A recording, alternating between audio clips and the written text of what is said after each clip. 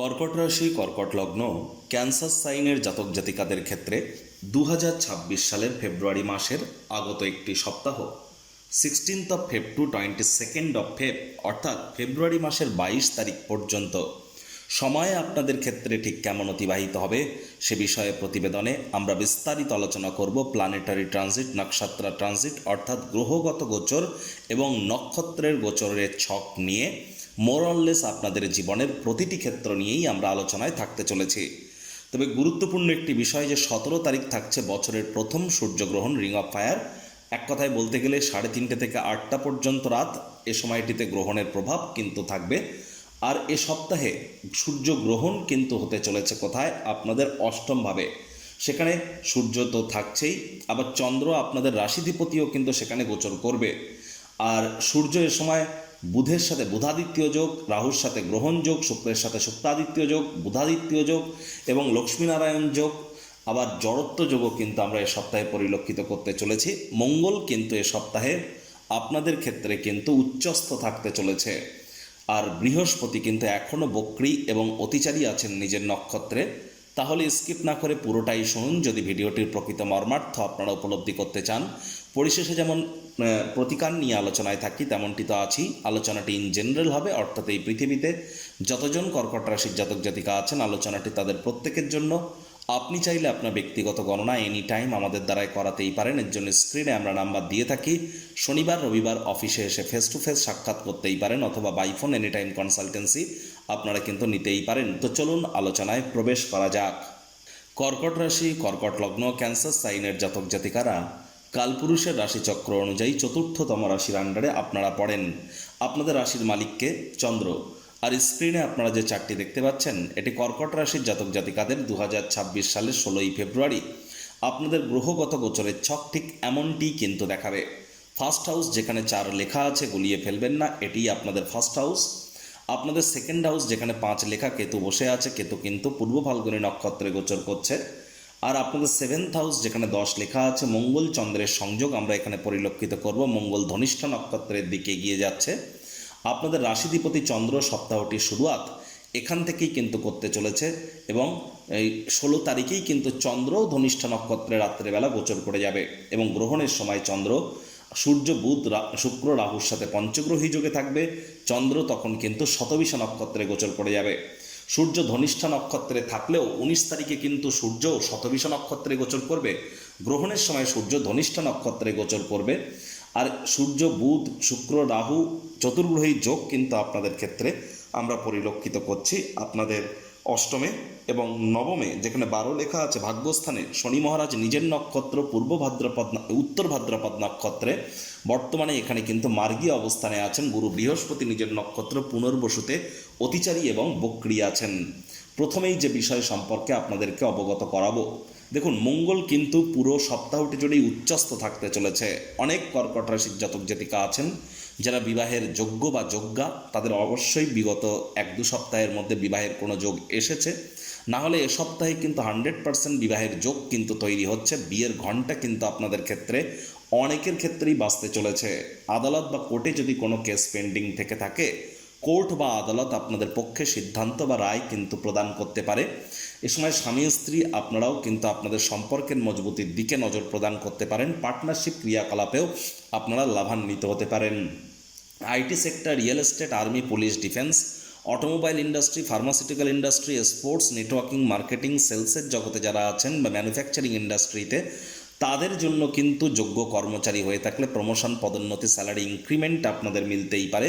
বা বিজনেসম্যানেরাও এই ধরনের সেক্টরে উন্নতির যোগ আমরা পরিলক্ষিত করছি। কারণ মঙ্গল আপনাদের কর্মাধিপতি, তিনি কর্মের ঘরকেও কিন্তু চতুর্থ দৃষ্টি দিয়ে দেখবেন। দুর্দান্ত একটি সংযোগ। এবার দেখুন 17 তারিখ থাকছে সূর্যগ্রহণ, তার আগে 16 তারিখ চন্দ্র কিন্তু থাকছে কোথায়?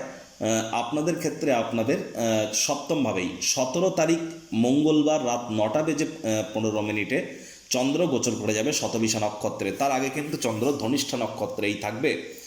আর 17 তারিখ মঙ্গলবার রাত সকাল 9:05 চন্দ্র রাশি পরিবর্তন করবে।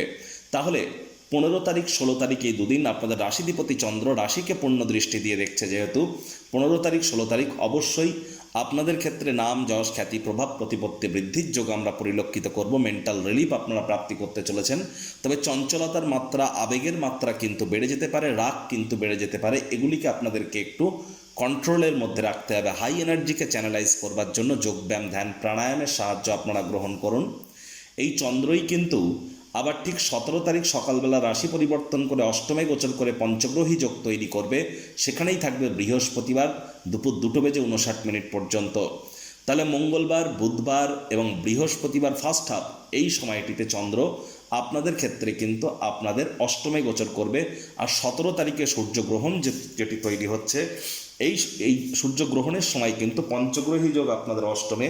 এমনটি দেখা গিয়েছিল 1989 সালে, 1989-এ। তারপর কিন্তু এই প্রথম প্রায় 37-38 বছর পর এই যোগ আমরা পরিলক্ষিত করছি। কমিউনিজমের পতন থেকে শুরু করে তেল সম্পর্কিত অর্থাৎ অয়েল রিলেটেড বিভিন্ন সংবাদ কিন্তু আমরা এবার প্রাপ্তি করতে চলেছি। একই ক্ষেত্রে আমরা এখানে দেখব যে গ্রহণের সময় কিন্তু চন্দ্র কিন্তু থাকতে চলেছে ধনিষ্ঠা নক্ষত্রে। তবে ঠিক গ্রহণ পরবর্তী সময়ে কিন্তু চন্দ্র শতবিষা নক্ষত্রে গোচর করে যাবে। গ্রহণের সময় সূর্য কিন্তু থাকতে চলেছে ধনিষ্ঠা নক্ষত্রে, রাহু নিজের নক্ষত্র শতবিষা নক্ষত্রে। সরকারি চাকরিজীবী, নেতা, মন্ত্রী, এমএলএ, এমপি, সরকার পক্ষ, শাসক দলে যারা যুক্ত আছেন তাদের ক্ষেত্রে বলবো অত্যন্ত প্রিকশন নিয়ে কিন্তু চলতে হবে। প্রয়োজনে জ্যোতিষতাত্ত্বিক পরামর্শ আপনারা গ্রহণ করুন। বদনামের ভাগীদারি কিন্তু হতেই পারেন। সাবধানে হাঁটাচলা করবেন। শরীরে চোট আঘাত কিন্তু আপনাদের লাগতেই পারে। আবার চন্দ্র এখানে হয়তো থাকবে 19 তারিখ পর্যন্ত, কিন্তু 17 তারিখে তো চন্দ্র শতবিষা নক্ষত্রে গোচর করে যাবে। তাহলে বিশেষ করে শনিবার, এই মঙ্গলবার রাতের পর থেকে বুধবার সারাটা দিন, বুধবার বিশেষ করে বুধবার দিনটি শ্বশুর বাড়ির তরফ থেকে কোনো নেগেটিভ নিউজ আপনারা প্রাপ্তি করতে পারেন। এ সময় শরীরে চোট আঘাত লাগতে পারে। তীর্থযাত্রা, তীর্থ ভ্রমণের সুযোগ পেলে অবশ্যই যেন আদারওয়াইজ লং ডিস্টেন্স জার্নি, দূরবর্তী যাত্রা ভ্রমণকে অ্যাভয়েড করাটাই কিন্তু এ সময় শ্রেয় হবে। স্বামী স্ত্রী শব্দ চয়নের দিকে আপনাদেরকে অতিরিক্ত নজর দিতে হবে, বিশেষ করে 18 তারিখ দিনের বেলার কথা বলছি। আবার এই চন্দ্রই কিন্তু বৃহস্পতিবার দুপুরবেলা শনির সাথে সংযোগ করে 20 যোগ তৈরি করবে আপনাদের ভাগ্যস্থানে। আর সেখানেই চন্দ্র থাকবে শনিবার সন্ধেবেলা 7:05 পর্যন্ত। চন্দ্র যখন গোচর করবে বৃহস্পতিবার দুপুরে, তখন কিন্তু চন্দ্র থাকতে চলেছে কোথায়? চন্দ্র তখন থাকবে আপনাদের ক্ষেত্রে উত্তর ভাদ্রপদ নক্ষত্রে, শনির নক্ষত্রে। শনির নক্ষত্রে থাকাকালীনই শনির সাথে 20 যোগ তৈরি হবে, যার ফলস্বরূপ আপনাদেরকে বলবো বিশেষ করে আপনাদের 19 তারিখ 20 তারিখ এই যে দুটি দিন আপনার পিতার শরীর স্বাস্থ্যের দিকে খুব নজর দিন, পিতার সাথে সম্পর্কের দিকে নজর দিন, পিতার কর্মের দিকে নজর দিন। এ সময় হার্ডওয়ার্কের কোনো বিকল্প কিন্তু নেই। ভাগ্য এ সময় আপনাকে পূর্ণ সঙ্গ কিন্তু প্রদান নাও করতে পারে। হায়ার স্টাডিজ যারা করছেন একটু বাধাপ্রাপ্ত হতে পারেন। তবে যারা উচ্চ মাধ্যমিক পরীক্ষার জন্য প্রিপারেশান নিচ্ছেন তাদের জন্য কিন্তু সময় সুযোগ দুর্দান্ত। পুরনো দিনের কোনো বন্ধুবান্ধব বা নাতি নাতনিদেরকে কিন্তু আপনারা এই দুদিন একটু মিস করতে পারেন। আবার শনিবার সন্ধেবেলা চন্দ্র গোচর করে যাবে আপনাদের কর্মস্থানে এবং সেখানেই কিন্তু চন্দ্র থাকবে সোমবার পর্যন্ত, সোমবার রাত পর্যন্ত। তাহলে চন্দ্র আর আপনাদের কর্মস্থানে, এবং কর্মস্থানে কিন্তু মঙ্গল কর্মাধিপতি নিজের ঘরকেও দেখছে। তাহলে আর এ সময় কিন্তু চন্দ্র রেবতী নক্ষত্রেও কিন্তু গোচর করে যাবে, তারপর অশ্বিনীতেও যাবে। একটি জিনিস কিন্তু স্পষ্ট, যোগ্য কর্মচারী হয়ে থাকলে এ সপ্তাহে প্রমোশন, পদোন্নতি, স্যালারি ইনক্রিমেন্ট কিন্তু মিলতেই পারে।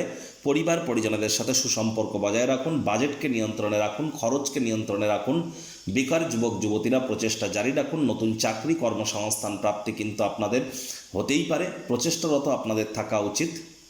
প্রতিকার স্বরূপ আলোচনা করতে গিয়ে আপনাদেরকে বলবো, স্ক্রিনে আপনারা দেখতে পাচ্ছেন সূর্যদেবের প্রণাম মন্ত্র। ওম জবা কুসুম শঙ্কাশং কাশ্যপেয়ং মহাদতিম ধন্তারিং সর্বপাপগ্নং প্রণতস্মি দিবাকারাম। সকাল সকাল ঘুম থেকে উঠে প্রতিদিন 7 বার সূর্যদেবের উদ্দেশ্যে এই মন্ত্রটি জপ করে দিন শুরু করুন। অত্যন্ত উপকৃত হবেন, কারণ এ সপ্তাহে শুধু সূর্যগ্রহণ তাই কিন্তু নয়, পুরো বছরটিতেই কিন্তু সূর্য রাজা, সূর্যের বছর সংখ্যাতত্ত্ববিদ্যা অনুযায়ী ইয়ারলি রাশিফল অলরেডি চ্যানেলে আপলোড করা হয়েছে। আপনাদের রাশির জন্য 30-40 মিনিটের ভিডিও আপনারা সময় সুযোগ বুঝে একবার দেখে বা শুনে নিতে ভুলবেন না।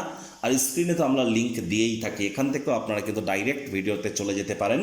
আর যারা দীক্ষা নেননি ইমিডিয়েট দীক্ষা নিন, গুরু বিনা এ সময়টি কিন্তু আপনাদের ক্ষেত্রে একটু টাফ যেতে পারে, কারণ বৃহস্পতি বক্রী, এটা বড় কথা নয়, বৃহস্পতি অতিচারী হয়েছে, তারাই প্রোটেক্টেড থাকবেন যারা দীক্ষিত।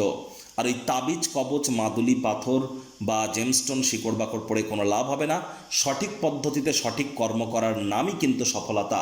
এর জন্য এনি টাইম আপনারা আমাদের সাথে যোগাযোগ কিন্তু করতেই পারেন। তো বন্ধুরা, প্রতিবেদনটি আপনাদের ঠিক কেমন লাগলো, আপনাদের সুচিন্তিত মতামত আশা করি আপনারা নিচের কমেন্ট বক্সে লিখে জানাবেন। ভালো লাগলে একটি লাইক করতে ভুলবেন না। এই আশা রেখে আমি আমার বাণীকে এখানেই বিরাম প্রদান করছি।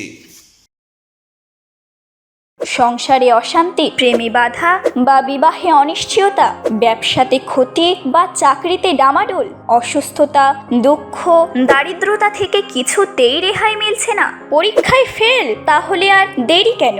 জীবনের যাবতীয় সমস্যার সমাধান করব আমরা।